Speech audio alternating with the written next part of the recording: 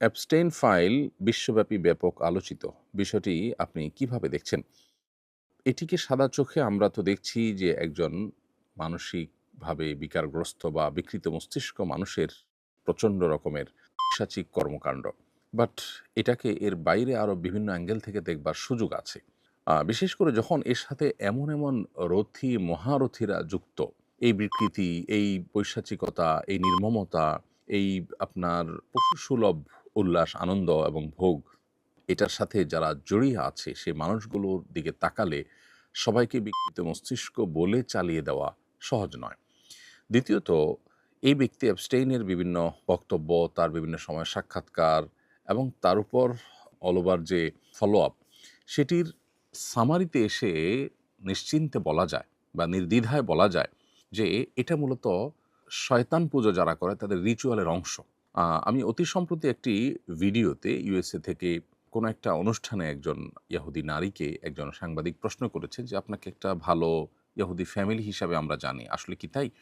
তখন সে ভদ্রমহিলা তার ফ্যামিলির বিভিন্ন হিস্ট্রি বলছিলেন এবং বলছিলেন যে, "নিরুপায় হয়ে আমাদেরকে যেতে হতো, আমাদেরকে নিয়ে যাওয়া হতো এবং আমাদের ফ্যামিলিতে বাচ্চাদেরকে বলি দেওয়া হতো।" এই যে অ্যাবস্টেইনের এখানে বাচ্চাদের প্রতি যে নির্মমতা, তাদেরকে নিয়ে আপনার বিভিন্নভাবে অপহরণ করে এনে তার দ্বীপে, তার বিভিন্ন হোটেলে সেগুলোকে আপনার মানে জাস্ট অন্য ১০ টা পশু জবে করে আমরা যেভাবে খাই সেভাবেও না, বরং অত্যন্ত নির্মমভাবে এই শিশুগুলোকে শেষ করা এবং নানাভাবে আপনার তাদেরকে উপভোগের বস্তুতে পরিণত করা।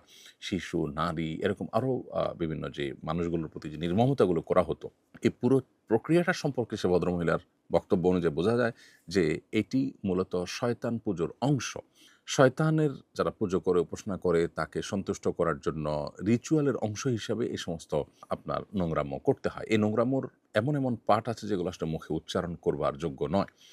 সেই জিনিসগুলো তারা করত এবং বিশ্বের ক্ষমতাধররা বড় প্রভাবশালী ব্যক্তিরা দিন শেষে এই সমস্ত রিচুয়ালের মধ্য দিয়ে তারা পার হয়।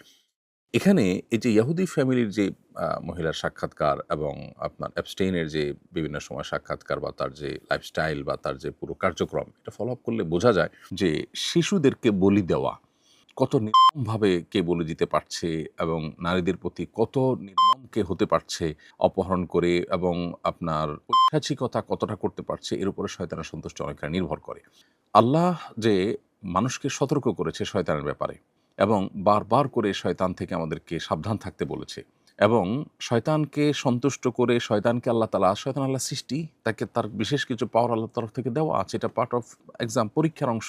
সেই জায়গা থেকে শয়তান থেকে দূরে থাকার যে সতর্কীকরণ দীর্ঘদিন থেকে বা মানব সৃষ্টির শুরু থেকে আল্লাহ তাআলা আমাদেরকে নবী রাসূলদের মাধ্যমে করেছেন, সেটি আবারও আমাদের কাছে অত্যন্ত বাস্তবসম্মত এবং এবং আবারও সেটা আমাদের জীবনের সাথে খুবই রিলেভেন্ট যে সেটি প্রমাণ হলো। আর এর সাথে পশ্চিমা দুনিয়া যে আমাদেরকে নারী অধিকার, শিশু অধিকারের যে সমস্ত সবক-টবক শোনায়, এগুলো যে সবগুলোই তাদের বাণিজ্যের অংশ, এগুলো সবগুলোই যে ধোঁকা এবং আমাদেরকে বিনোদনের নামে আমাদের যে রিচুয়াল আছে আল্লাহর সাথে কানেক্টেড হওয়ার, আল্লাহর পাওয়ার দ্বারা প্রভাবিত হওয়ার এবং শক্তিশালী হওয়ার, আমাদের দুনিয়া এবং আখিরাতে কল্যাণ এর অধিকারী হওয়ার, সেই রিচুয়ালগুলো থেকে আমাদেরকে দূরে সরাবার জন্য এই ধর্মীয় বিষয়গুলোকে হাস্যরসের উপহাসের বিষয় পরিণত করেছে এবং বিনোদনের নামে যে সমস্ত আইটেম আমাদেরকে দিয়েছে এগুলো সবগুলো মূলত শয়তানের রিচুয়াল এবং শয়তানকে সন্তুষ্ট করার আইটেম।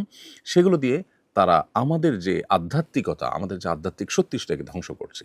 প্রসঙ্গত এখানে আরেকটু বলে রাখি, ওই ইহুদি নারীর বক্তব্য শোনার পর আমার কাছে মনে হলো যে ফিলিস্তিনে তারা যে শিশুদেরকে টার্গেট করে যে হত্যা করেছে, দীর্ঘদিন পর্যন্ত তাদের প্রতি যে নির্মমতা তারা চালিয়েছে, এটিও তাদের সেই রিচুয়ালের অংশ কিনা সেটি ভেবে দেখবার যথেষ্ট সুযোগ আছে।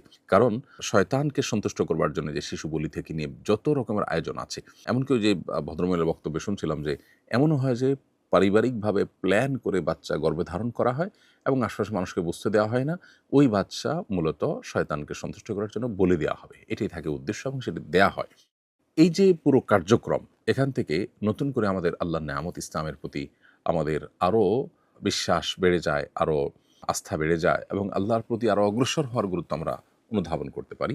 আমাদের কাছে ঝকঝকে তকতকে যে আপনার কালচার উপস্থাপন করা হয়ে থাকে, এগুলোর পেছনে যে কমার্শিয়াল ধান্দা আছে, এগুলোর পেছনে যে তাদের শয়তানি ধান্দা আছে, এগুলোর পেছনে যে আমাদেরকে থামিয়ে দেওয়ার প্রচেষ্টা আছে, সেটি বোঝার জন্য আসলে পণ্ডিত হওয়ার দরকার নেই। অতএব অ্যাবস্টেইনের এই ফাইলটা শুধুমাত্র এই ফাইল যেটি উন্মুক্ত হয়েছে এর মাধ্যমে যে সমস্ত ঘটনাবলী আমাদের সামনে উঠে আসছে এগুলো বা তার যে নির্মমতাগুলো ছিল এবং তার সাথে যারা বড়, বড় রথী মহারথীরা আছে, এদের যে কানেকশন পাওয়া যায়, এগুলো শুধুই মানবিক বিকৃতি, মানসিক বিকৃতির বিষয় নয়, বরং এর সাথে শয়তান তুষ্টির বিষয় জড়িয়ে আছে। আমরা আল্লাহকে সন্তুষ্ট করতে চাই। এখানে রাস্তা ২ টা, শয়তানের রাস্তা যার শেষ মাথা জাহান্নাম। দুনিয়াতেও সেটা জাহান্নামী। যারা শয়তানকে পুজো করে, তারা শক্তি সঞ্চয় করতে চায় বা শয়তানের পাওয়ার নিতে চায়।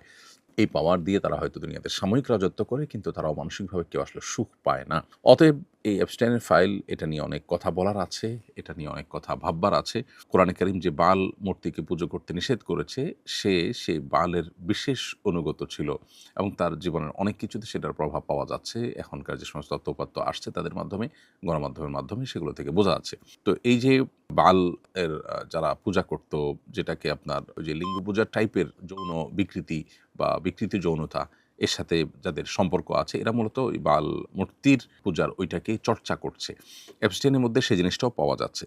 এখানে প্রসঙ্গত আরেকটু বলে রাখি যে ট্রান্সজেন্ডার সহ যে সমস্ত আপনার বিকৃতির কালচার আমাদের সমাজে আমরা দেখতে পাই এখন গোটা পৃথিবীতে, অ্যাগ্রেসিভলি যেটা পুশ করার চেষ্টা করা হচ্ছে, এর সাথে আসলে শয়তানকে তুষ্ট করার বা শয়তানের উপাসনা করার বা রিচুয়ালের একটা সম্পর্ক বা যোগসূত্র কিন্তু আছে।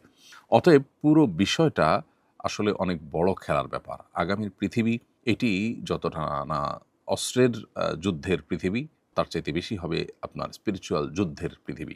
অতএব মুসলমানদেরকে মুসলমান হিসেবে আল্লাহর সাথে কানেক্টেড হওয়া, ইবাদতবন্দি করা, আল্লাহ তাআলার নির্দেশগুলোকে মেনে চলা, এগুলোর মাধ্যমে তাদেরকে আত্মরক্ষার চেষ্টা করতে হবে এবং তাদের শক্তি সামর্থ্যকে বাড়াতে হবে, গেইন করতে হবে। সেই জায়গা থেকে আমাদের আরও দিনের পথে অগ্রসর হওয়ার প্রেরণা আমরা এই সমস্ত ঘটনা থেকে পাই। এই সমস্ত ঘটনার একেবারে গভীরে যারা প্রবেশ করেন, তাদের কাছে বিষয়গুলো স্পষ্ট হয়ে যায়।